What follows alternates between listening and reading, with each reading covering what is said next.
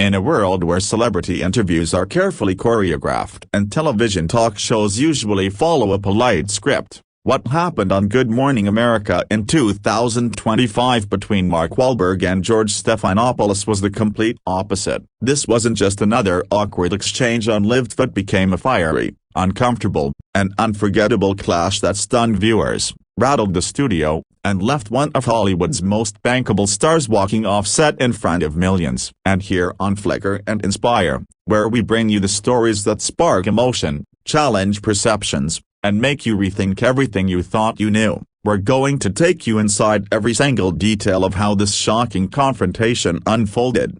The morning began like any other broadcast day at Good Morning America. The crew was moving quickly through their rundown of the show's segments. Makeup artists were making last-minute touch-ups, and George Stephanopoulos was reviewing his questions. The producers had teased Mark Wahlberg's appearance all week, promoting his new film, a gritty drama based on a true story about redemption, sacrifice, and second chances. It was supposed to be a safe segment, heartfelt, inspiring, and a ratings booster. But what no one knew at the time was that tensions were already brewing before Mark even stepped onto the set. Backstage, multiple staff members noticed Wahlberg pacing back and forth in the green room, glancing repeatedly at his phone. His assistant whispered something to him, and his face tightened. Those who know him well understand that Mark is usually professional, even when frustrated, but on this day, his patience was already thin. The trigger? According to sources, George had made certain comments during an earlier segment about celebrity activism and the selective morality of some actors. He didn't name names,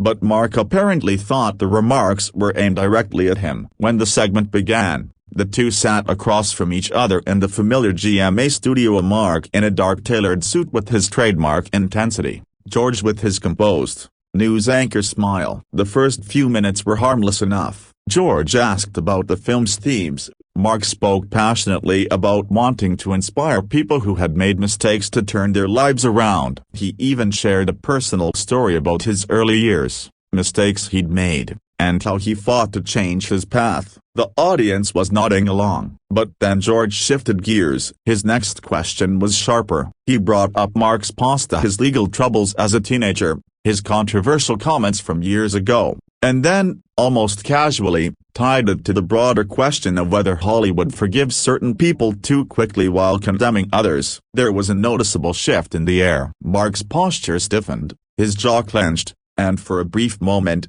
there was silence. "Well, George," Mark began slowly, "if you want to talk about my past, let's talk about yours too. Or maybe that's not part of your script." His voice was calm, but there was an unmistakable edge. The audience gave a nervous laugh, sensing the tension. George kept his composure, but his eyes narrowed slightly, as if deciding whether to push further. He did. "I think our viewers would agree," George replied, "that when someone is in the public eye, their accountability matters, especially if they profit from telling redemption stories." "Willie." That's when Mark cut him off. "Are you saying I haven't taken accountability? I've lived my life trying to be a better man. I don't need a lecture from you on redemption." "George, last I checked, you're not exactly a saint yourself." It was a direct shot, and the studio went quiet.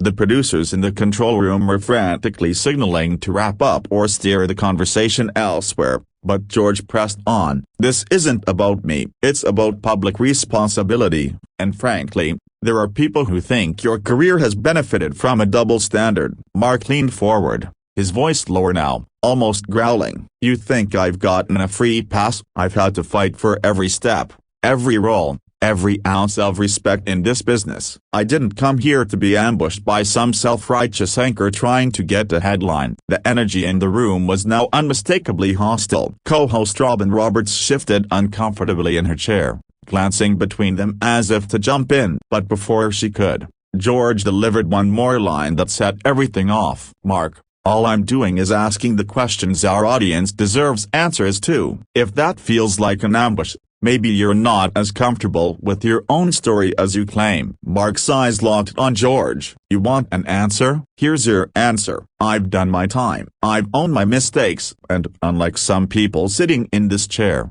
I don't hide behind carefully crafted words to avoid admitting when I'm wrong. The crew later said you could feel the air being sucked out of the room. There was a tense pause, and then Mark did something no one expected. He unclipped his mic, stood up, and said into it, "I'm done here." He stepped off the set, walking right past the cameras as they were still rolling. George sat still for a moment, then shuffled his papers, trying to act as though the show was still in control. The clip of Mark's exit went viral within minutes. Social media exploded as some people praised Wahlberg for standing up for himself. Others accused him of overreacting to legitimate questions. Hashtags like #WahlbergWalkOff and #Macklash started trending worldwide. Behind the scenes, producers scrambled to release a statement saying that Good Morning America values open, honest conversation and respects all guests and their perspectives. Mark's team put out their own statement hours later, claiming that he had been blindsided by questions designed to provoke rather than inform. They made it clear he would not be returning to GMA anytime soon. In the days that followed,